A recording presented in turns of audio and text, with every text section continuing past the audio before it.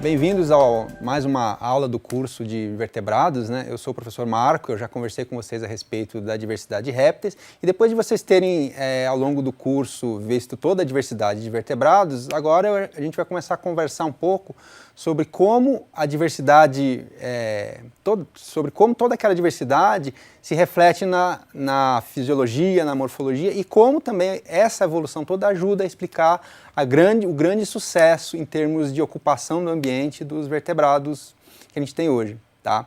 Então, eu tenho alguns objetivos que eu quero discutir com vocês dessa aula, né? Então, eu separei 4 objetivos principais para a gente conversar.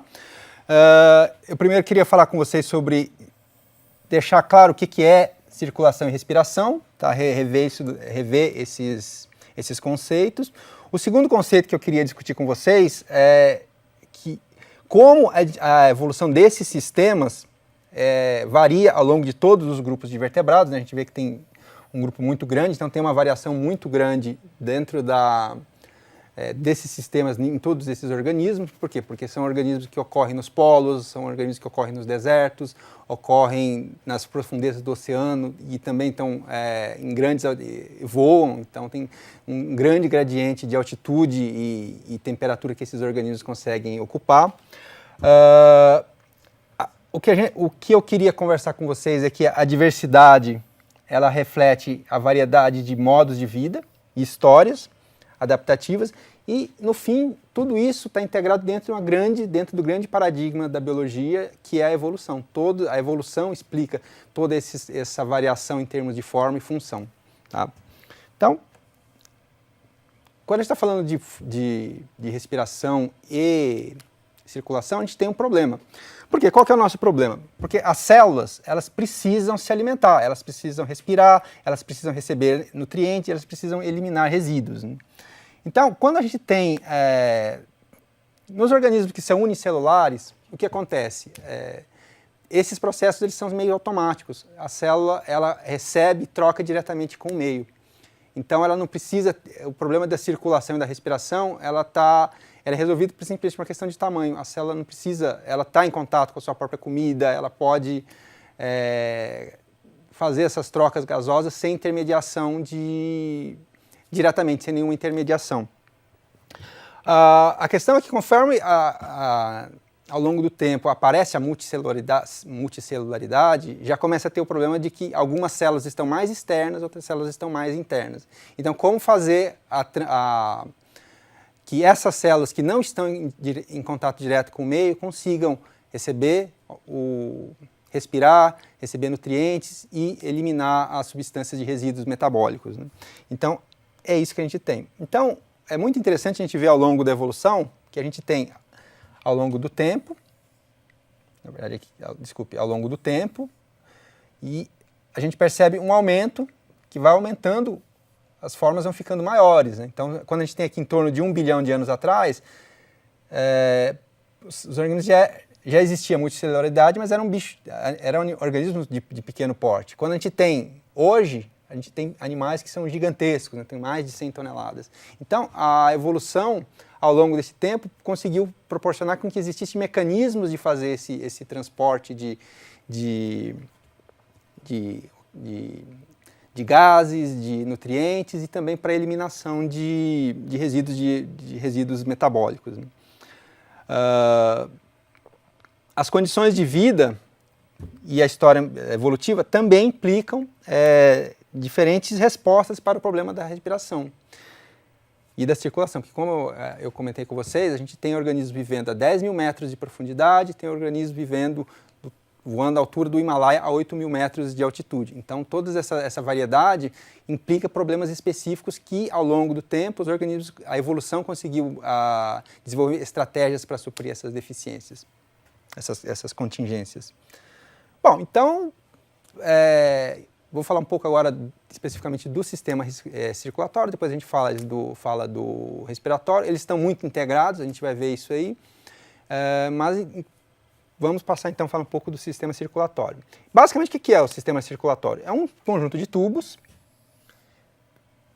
conectados entre si para fazer transporte de fluido. porque os gases, os nutrientes e as outras substâncias que o sangue tem que transportar, como mensageiros químicos ou substâncias metabólicas, para se deslocar de um ponto ao outro do corpo, eles precisam se deslocar por um fluido. Então, o sistema circulatório, ele é esse sistema que conjuga um fluido que se responsável por fazer esse transporte dessas informações e dessas substâncias. Então, o sistema circulatório, basicamente, ele é composto de um sistema de vasos que podem ser basicamente de dois tipos, né, os vasos sanguíneos e os vasos linfáticos. Eles têm uma diferença em termos de composição dos próprios vasos. Os vasos sanguíneos, eles são de um tipo diferente, eles são mais ativos, eles têm musculatura envolvida, e o tipo de fluido que eles carregam. Os vasos sanguíneos, eles levam, o sangue deles contém pigmentos respiratórios, e além do plasma e de células de defesa, e o sistema linfático ele não tem pigmentos respiratórios, né? Ele só leva plasma e as células de defesa. Bom, então em termos gerais,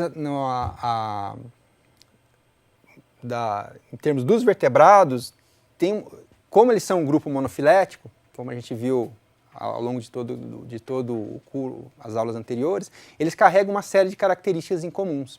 Então o sistema deles, o sistema circulatório dos vertebrados, ele tem uma série de características comuns que ajudam a defini-los. Por exemplo, a presença de um coração ventral. Nos outros grupos, por exemplo, nos artrópodes, a gente tem um coração dorsal. Então essa é uma diferença importante. Curiosamente, alguns grupos não têm coração. Por exemplo, os anfióxos, eles não têm coração. O bombeamento é feito a partir da contração dos próprios vasos. Mas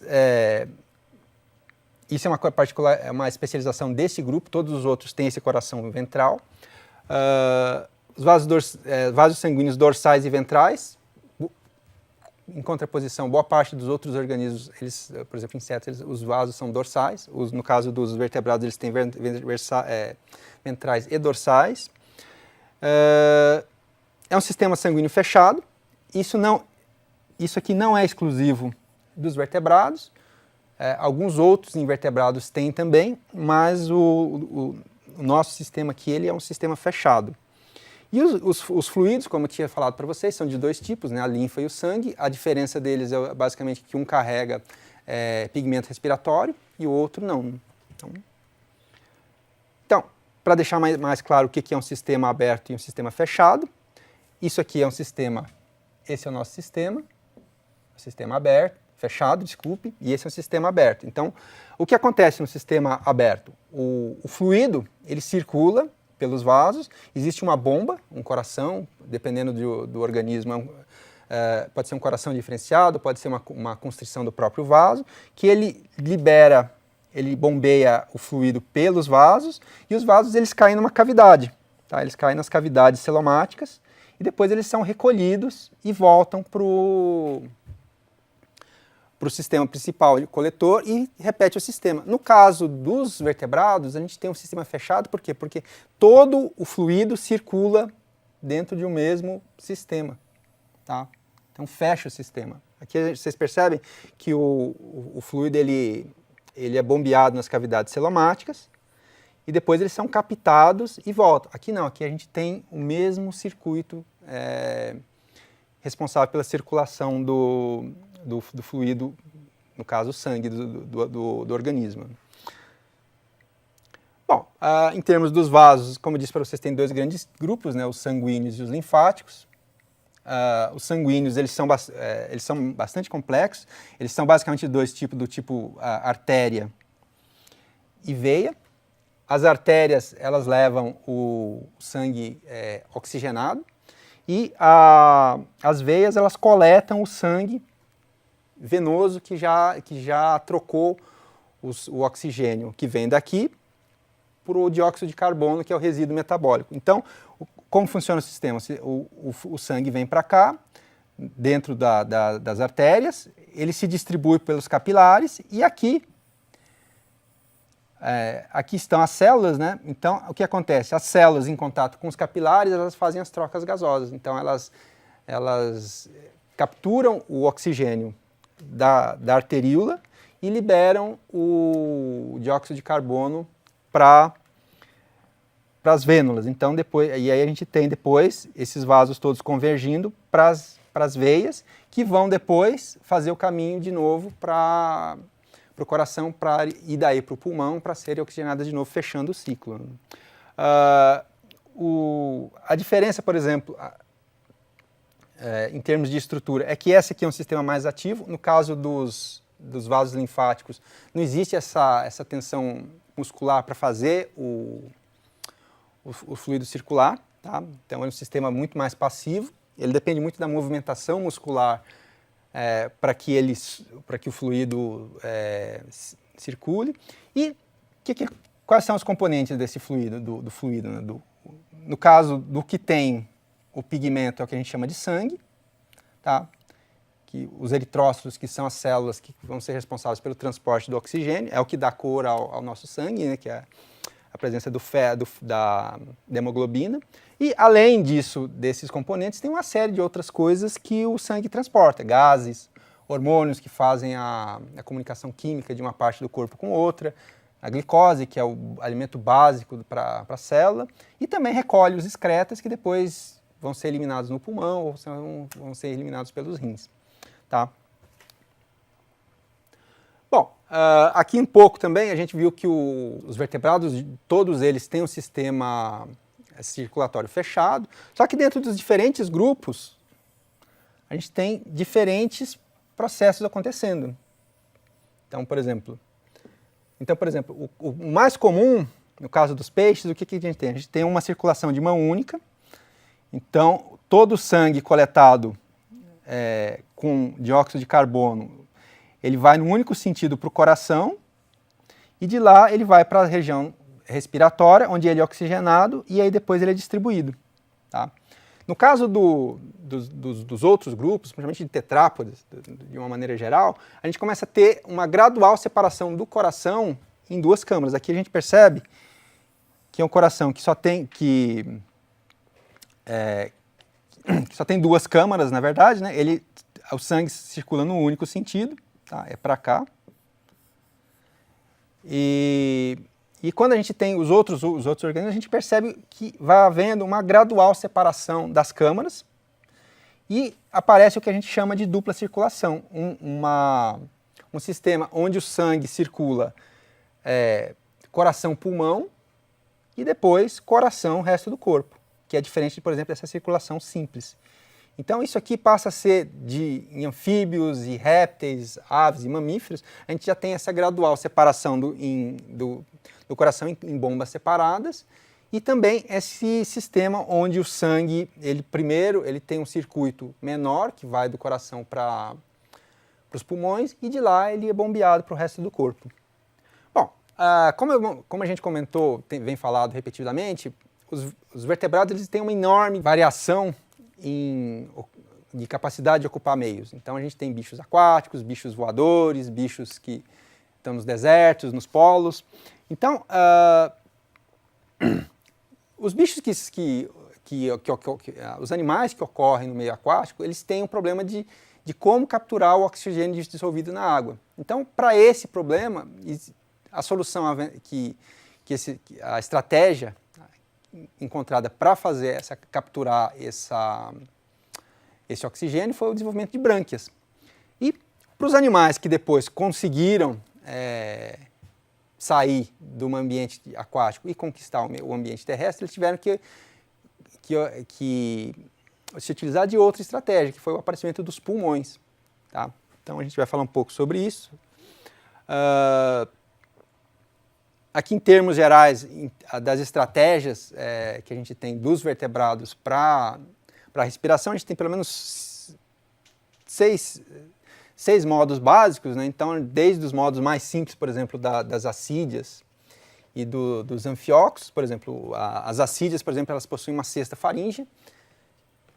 Os anfióxos têm também é um outro processo que envolve um complexo de arco faríngeo, que é basicamente onde a água passa e o gás dissolvido na água ele é absorvido. E já aqui a gente já começa a ter brânquias verdadeiras, né? Todo esse grupo para cá. Tá? Então a gente já tem dos peixes as feiticeiras, lampreias, tubarões, peixes, anfíbios, répteis, aves e mamíferos, ele já passa a ter pulmões. O curioso é que dos pulmões, vários organismos, vários peixes, na verdade, eles desenvolveram outro órgão acessório, que é a bexiga natatória. Tá? Que durante muito tempo se achou que a bexiga natatória era um precursor do pulmão, mas os pulmões, na verdade, eles são bastante antigos e isso aqui é uma derivação secundária. Tá? E, finalmente, para alguns grupos, por exemplo, para alguns anfíbios, a pele também é um anexo respiratório muito importante. Então, a gente tem basicamente essas grandes estratégias de respiração nos vertebrados. Bom, aqui só para exemplificar que eu estava falando das estruturas dos urocordata e do cefalocordata, tá?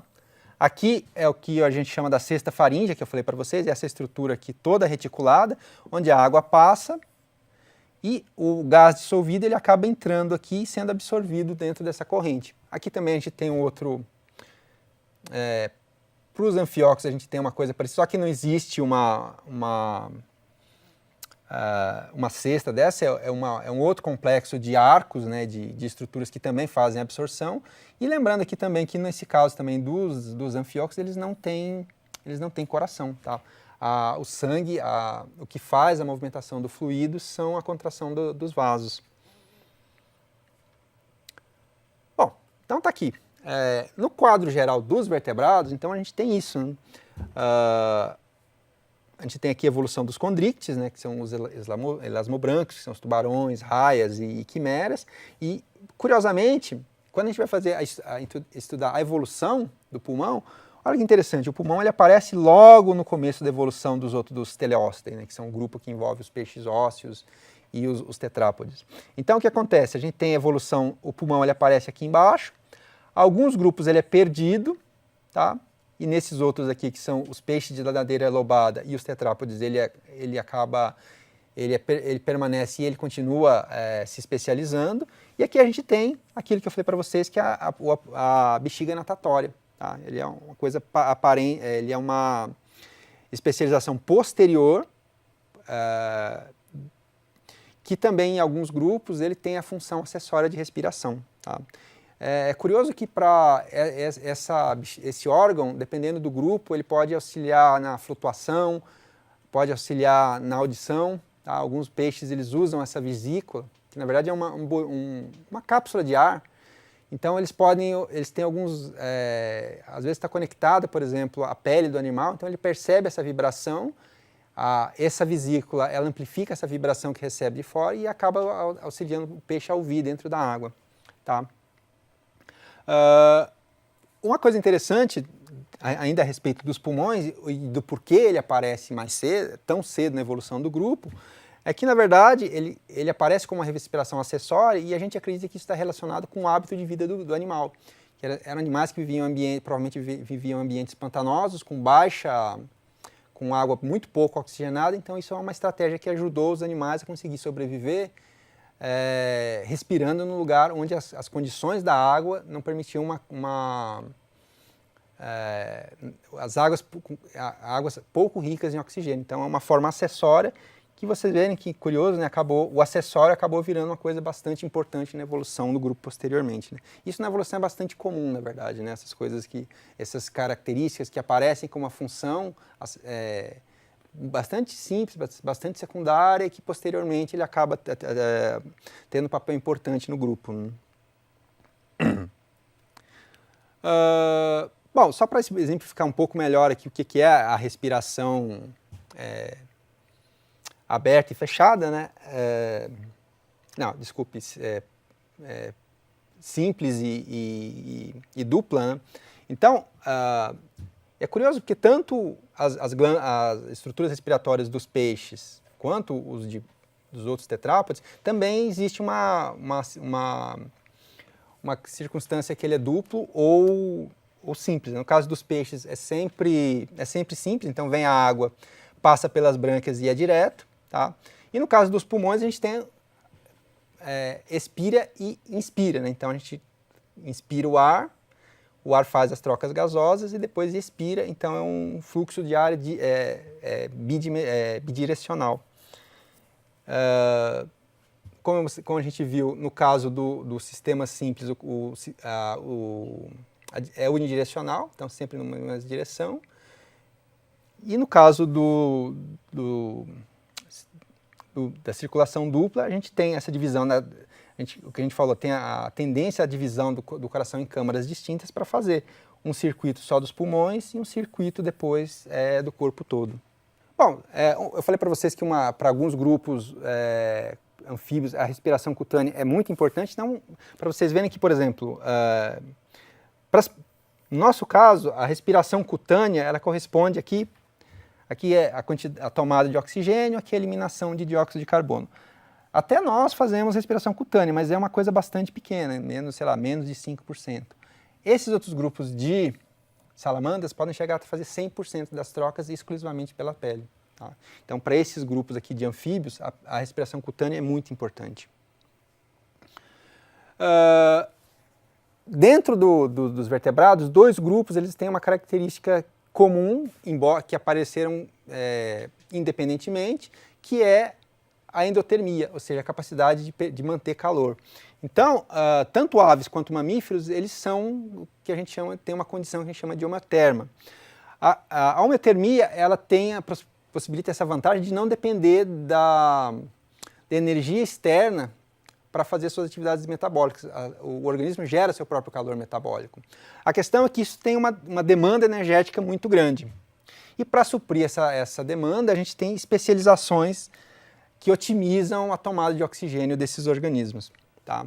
Então, por exemplo, no caso de mamíferos, tem várias especializações. A primeira delas é que o tipo de pulmão é diferente dos pulmões de peixe, dos pulmões de anfíbios e répteis, que são favolares, ou seja, você abre, os pulmões, os bronquíolos, eles não são tão desenvolvidos assim. Então, no caso dos pulmões de vertebrados, a gente tem pulmões alveolares que aumentam muito a área a superfície de absorção do oxigênio. Tá?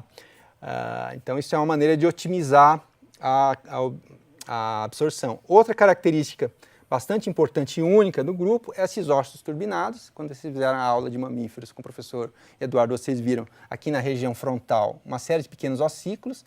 Isso é importante porque o ar, ao passar por aqui, ao mesmo tempo ele se aquece e se umidifica, então ele entra já aqui dentro da traqueia, já com uma condição mais propícia a ser absorvido pelos pulmões. E finalmente a gente tem o desenvolvimento de uma bomba aspirante, que só existe nos mamíferos, que são o nosso diafragma, que ocorre aqui, que ocorre como uma bomba aspirante. Isso só existe em mamíferos. Tá? E para as aves também elas têm uma demanda energética muito alta, então eles têm um tipo muito específico de pulmão, que a gente chama de saco, tem um pulmão com sacos aéreos. Então como funciona isso? O ar entra por aqui, tá? Ele vem por aqui, ele tem toda essa parte aqui de membranas que ele entra, ele passa mais tempo aqui, então nesse tempo que ele passa mais, ele consegue absorver mais oxigênio, então ele vai passando por esses sacos, e aí quando ele sai para cá, ele conseguiu fazer otimizar a sua absorção de oxigênio. Então isso é muito importante para os animais que têm uma demanda energética muito alta. Tá? Então, basicamente, era isso em termos dos grandes estratégias e grandes estruturas de respiração dos vertebrados. E só para revisar, né, o que eu queria reforçar para vocês é a diversidade dentro do grupo, que é refletida na morfologia e na função desses sistemas. Tá? Essa diversidade, como a gente viu, é resultado de longos processos evolutivos. Tá? E esses processos são eles que possibilitaram o grande sucesso de ocupação dos vertebrados ao longo de todos os ecossistemas da Terra. Tá? Então era isso, obrigado e até a próxima.